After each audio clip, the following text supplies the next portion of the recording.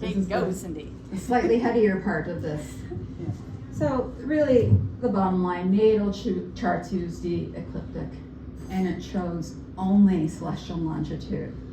It's like showing just one dimension of something. It's just not the same. Look at the example that we have here where we meet online all the time. Some of us, we don't even have our cameras on in the background, but when we put the cameras on, we have more of a dimension, and when we meet in person, we have yet more of a dimension of that. And just like Tamira was stating, you don't necessarily lose that part of yourself, you're just not maybe using it as much. So we have different coordinate systems that we're using in astromapping and with just looking at the chart and the delineations. And we have our geographical Earth grid. I probably should have added some photos, but this is more of an incentive for you guys to sign up for the classes. So we have our geographic Earth grid, and you know that how our planet is a round ball, and the straight lines, we used to call them in school, flatitude is latitude, or latitude is flat, whatever. And the ones that go up and down are all great circles, they're longitude. Now let's extend that into the sky, and we all know where the North and South Pole and where the equator is, and we get the celestial equator. When you extend that, you get the celestial North Pole and South Pole. And that's not our charts because we're using the equatorial grid. However, it is what the astrocartography uses, planets conjunct the angles.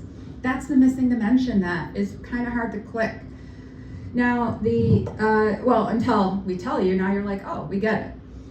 And then the ecliptic celestial sphere, of course, all of us here know it's that band of the zodiac in the sky. And it's tilted at 23.5 degrees approximately to our own grid, our equatorial grid. And then the equatorial system for local space. And that's the horizontal system, is what I was just talking about at the beginning of this class. So we get a bit more into this when we teach AM 207, but we're actually going to be developing this a lot more to where it's going to be a little bit more exercises, or instead of just shoving everything down in like 5 classes, we're actually going to take you through it and make sure that you're practicing.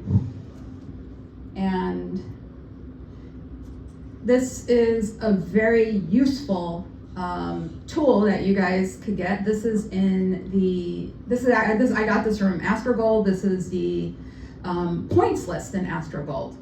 And this is the celestial longitude. This is what we're all familiar with from our natal charts.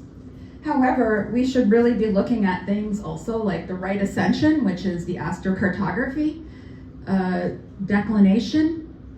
And then declination, we do look at it sometimes in our celestial charts, and that's how north or south a planet would be above the equator. And then our azimuth and altitude, those last 2 columns, which would be the horizontal chart.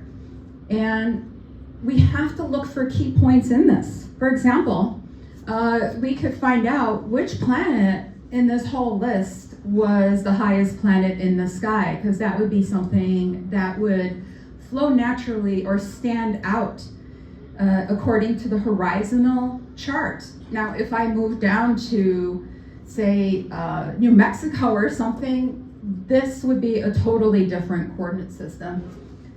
This one would stay the same, and the celestial latitude would also, well, I'm gonna be honest with you, I don't remember. But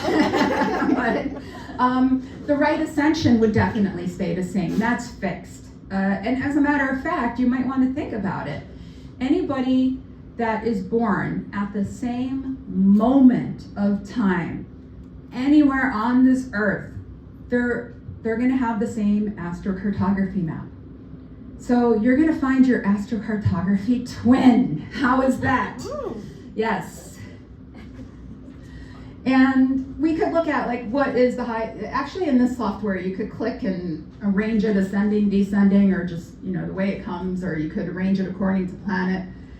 And you should really also look for what coordinates kind of match up together. So even though Chiron is plus 56 and my north node is minus 55, they're very close to each other. Obviously, they're going to be in different parts of the chart. One is going to be above the horizon, one is below the horizon. But it means there's something nodal about Chiron that's always going to manifest. You'll see this in your chart too. Start to write out the coordinates. As a matter of fact, I did a presentation with Carol Tebbs on Mike Tyson, and we were talking about his coordinate systems and what you could see just from looking at the points list. It is really fascinating. I mean, astrocartography, local space, geodetics, it's as endless as the universe, in my opinion.